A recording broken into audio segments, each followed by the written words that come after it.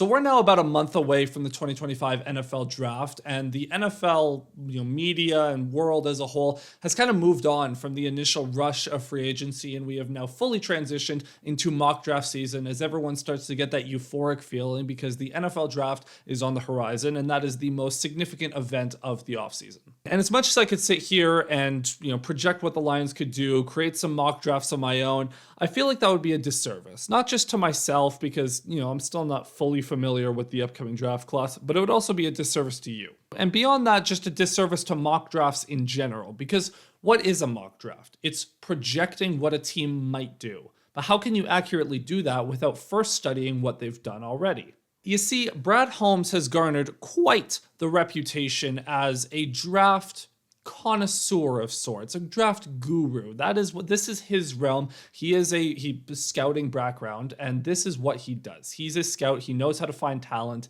and he has proven that in spades so far. He has consistently been getting starting level players in every round of the draft. Obviously, not every pick is a home run, but that would be insane. But regardless, he has been doing a very good job at finding good players in the draft, no matter where he's picking, and especially in the earlier years of this rebuild. So I thought it would be a nice idea to look back at the draft classes Brad Holmes and this new Lions regime have already had, the picks they've already made, so we can get a better understanding of the type of players they get. And also we're going to regrade them because, well, that's kind of the fun of it. Everyone loves giving out draft grades in the immediate aftermath of the NFL draft. And so now that we're years apart from those previous draft classes, it feels like a good time to just reevaluate where all of those picks are at. This is going to be an ongoing series. Now, there isn't that much content because there's only 4 draft classes that this Lions regime has been a part of, but I do think that it would be a nice idea for a weekly series just leading up to the draft to check in on where each draft class is at and hand out some, revisionist grades. So without further ado, let's go ahead and look at the Lions 2021 NFL draft class. And right away, this is going to be the best draft class to evaluate, properly evaluate, because enough time has passed that all of these players, their rookie contracts are concluded, and those players, we have a much better understanding of what they are, whether or not they are starters or superstars or bench players, or maybe the Lions have moved on, or maybe they're practice squad guys. Just before we get into this, we do have to remember the context surrounding the 2021 draft, because this is coming at a time that Matt Patricia and Bob Quinn had just been let go as Lions head coach and GM respectively, and Brad Holmes and Dan Campbell were obviously hired to replace them. But all of this happened within a couple months of each other. Patricia and Quinn were let go just after Thanksgiving, and then the new regime was hired just a few months before the draft. So a lot of the scouting staff and other members of the front office were holdovers from the previous regime. But it was also a pivotal draft for the Lions because the first thing that the new regime had to do was trade the face of the franchise in Matthew Stafford. So this was very clearly going to be a complete teardown rebuild. Nothing was going to be left, and the Lions had to build a new foundation that they would be able to complete this rebuild on and build a new culture and basically just build from the ground up in general. And to do that, you have to have a very strong foundation. So, how'd they do? Real quick, guys, just before we continue with the video, a reminder to hit that like button and to subscribe with notifications on. That way you don't miss any future uploads. So without further ado, let's start with the top of the draft. Round 1, pick 7, Penei Sewell. It's very rare that a pick goes so immediately right. The Lions had a relative need at tackle. It wasn't a desperate need, but they had a need at tackle, and Penei Sewell was the best tackle on the board. And the board happened to fall in a way that Sewell was available to the Lions at 7, and the reason that he slid in this draft is because the Cincinnati Bengals decided to draft Ja'Marr Chase. There was rumors that they could go after Sewell because Joe Burrow was coming off a devastating knee injury, and there was a kind of consensus that the Bengals needed to rebuild that offensive line. Now, obviously, they picked Chase, and it works out because they went to the Super Bowl. Didn't win, but they went to the Super Bowl. And Penei Sewell, while he is spectacular, I think everyone's pretty comfortable saying the Bengals made the right call. But then at 6th overall, the Miami Dolphins, there were rumors that teams were going to trade up to that pick to snipe the Lions and prevent them from getting Sewell, maybe steal Sewell for themselves. But alas, they elected to draft Jalen Waddle, and the Lions were free to take Penei Sewell, 7th overall. And the reaction from the Lions front office was slightly optimistic. Wow! That's outstanding. That's outstanding.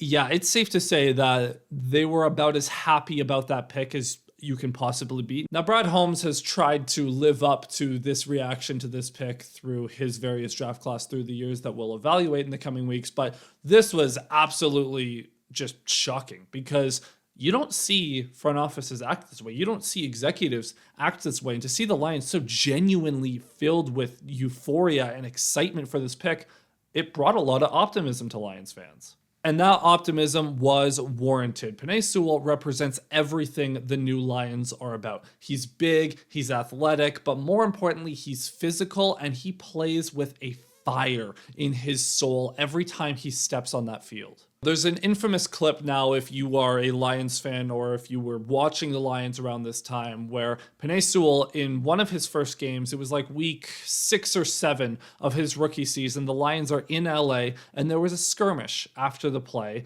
with Aaron Donald. And Penei Sewell is getting in this man's face, not backing down, and he's trying to show him up. And that's Aaron Donald, one of the best defensive players of all time, and he's very strong, very intimidating presence, and Penei Sewell did not waver at all. And that just represents that Sewell was not afraid of the moment, even as a rookie, a 20-year-old rookie. He wasn't afraid of being a pro and playing against these elite players.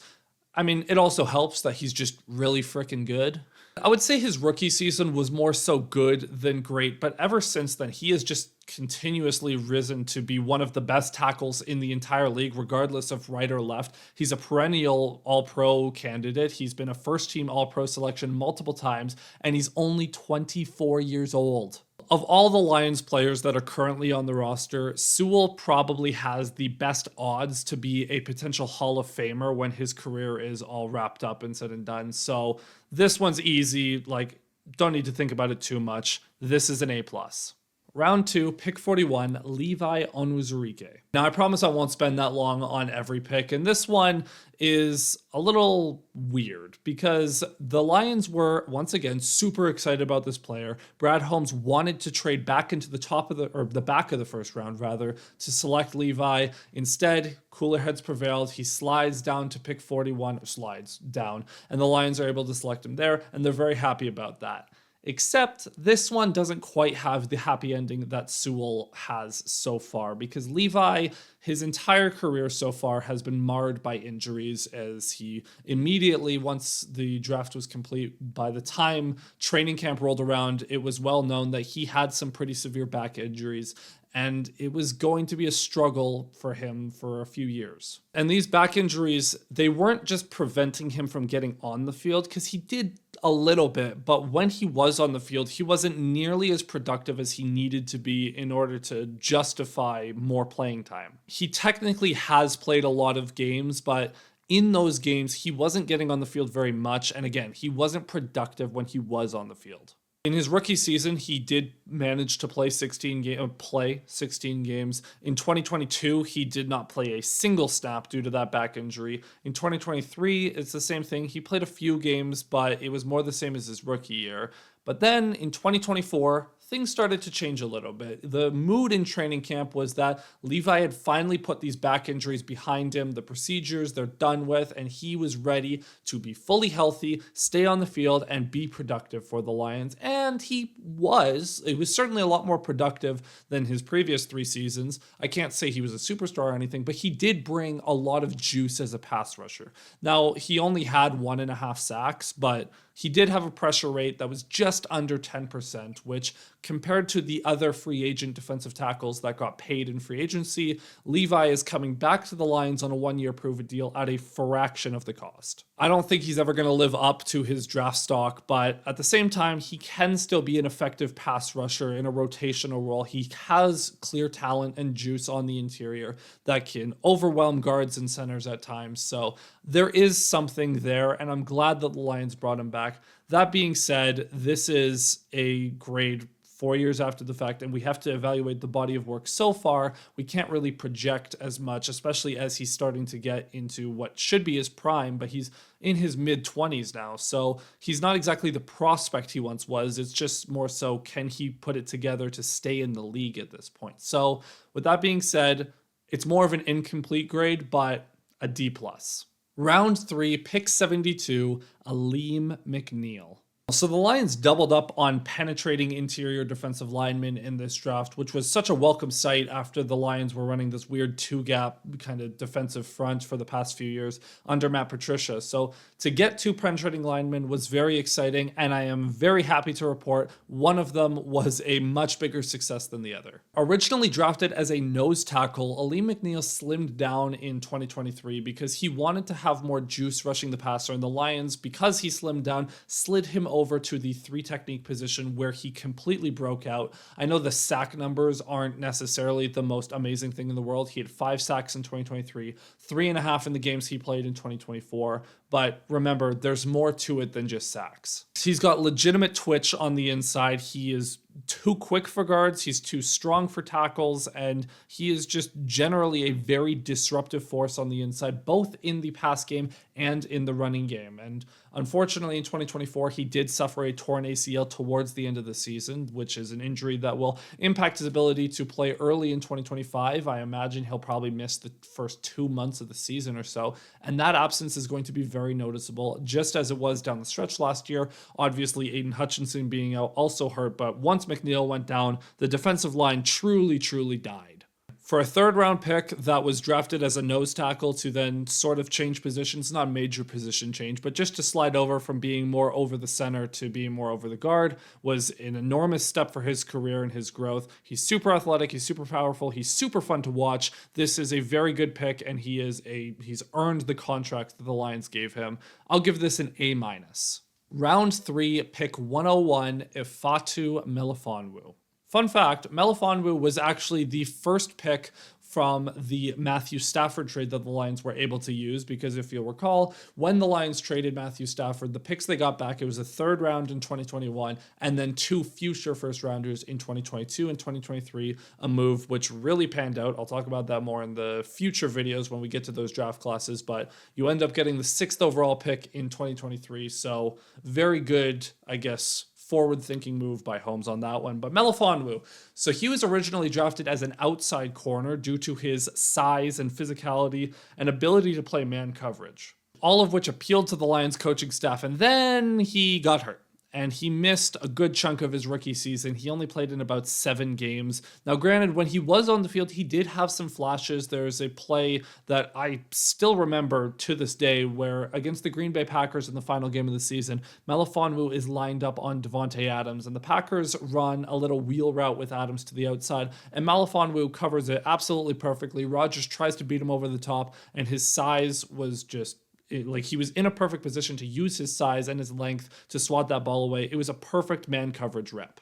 And then in his 2nd season, all of a sudden we were told he was switching to safety. And that was something that was disappointing to me at first because I really liked the flashes I saw from him at corner, and the Lions needed corners. And so I didn't think it was the best idea.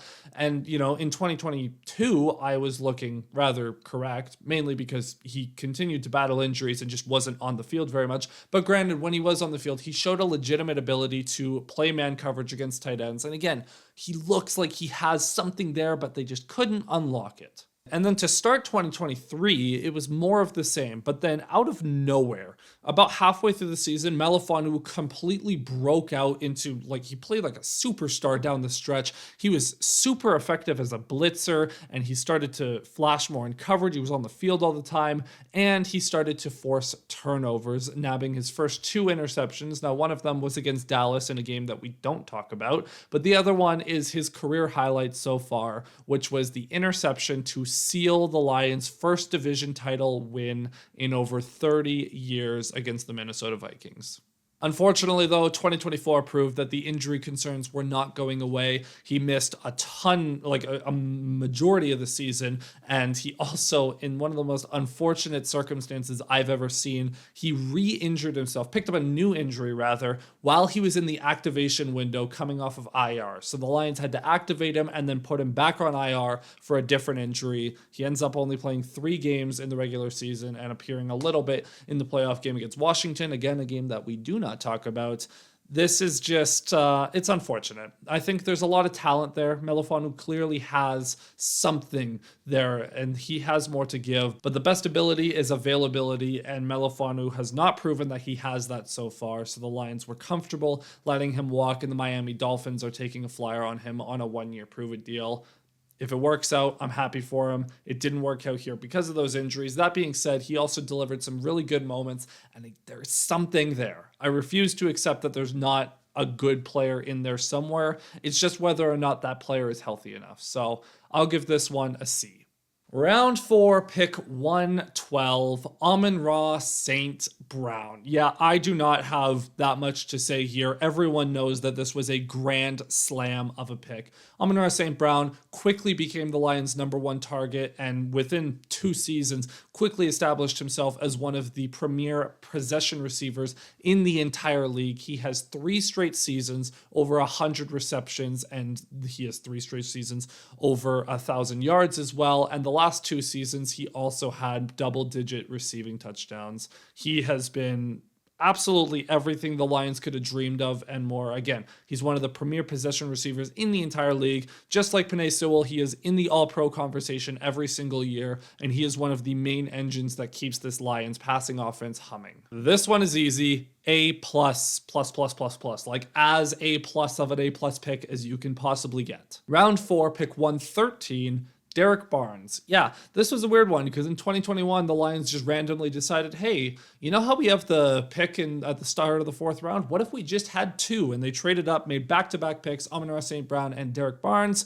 Now, granted, Derek Barnes is not the superstar that Amon-Ra is, but he is a very useful player, and to get a starting caliber player at this pick was very valuable for the Lions. Now, Derek Barnes, he played more edge in college, and then he was drafted, and suddenly he's an off-ball linebacker now, and then in his sophomore year and his 3rd year, he was converted to a Mike linebacker, and then in year 4, now he's a Sam linebacker. He's bounced around the linebacker spot a lot, but to his credit, he has looked good every position that he's played as a pro so far. He went from being a solid run defender in his rookie year that had some flashes to his 2nd year being a pretty stable Mike that still had some warts in coverage and in play diagnosis, but was still a good run defender. And then he broke out in 2023. He was fantastic as a run defender, and he had, for my money, my favorite memory of the last couple of years. He had the interception to send the Lions to the NFC Championship game,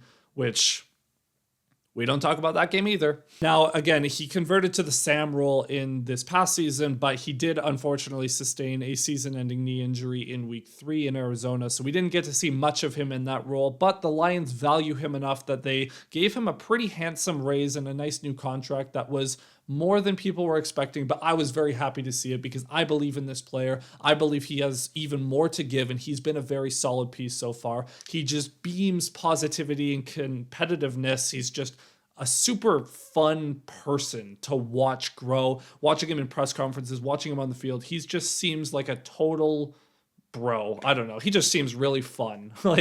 He seems like a really good guy in the locker room, and he's been great on the field. Love this pick. Not a superstar by any means, but very, very solid value. This is a solid B. Last but not least, round 7, pick 257, Jermar Jefferson. This one won't take long because it's a 7th round pick, and Jefferson, he hasn't played a ton. He had some flashes in his rookie year. There was a game that was the most brutal game to watch of all time. The Lions' first non-loss of the Dan Campbell era, a tie in Pittsburgh, where Jefferson had a nice dash to the end zone and picked up his first touchdown and got hurt on the play because of course he did. But Jefferson, to his credit, he's stuck around the last few years as a practice squad guy. He's someone that the Lions coaching staff doesn't want to get rid of. They just can't seem to get rid of him because They know there's talent there. He's got legit wiggle. He struggles in some other areas, but he's done enough to warrant staying on the practice squad. So, I mean, you have to credit him for that. It's also not really his fault that the Lions have decided to completely load up at the running back position in previous years. So,